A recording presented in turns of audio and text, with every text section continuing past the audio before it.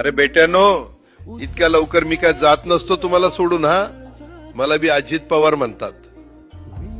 पण गऱ्यांनो, नियतीचा खेळ बघा. खरंच आज माझा हा प्रवास इथंच थांबतोय. मी नेहमी म्हणायचो राजकारण आपल्या जागी आहे, पण काम महत्वाचं. लोकांनी मला कामाचा माणूस म्हटलं, तीच माझ्या आयुष्याची सर्वात मोठी कमाई होती.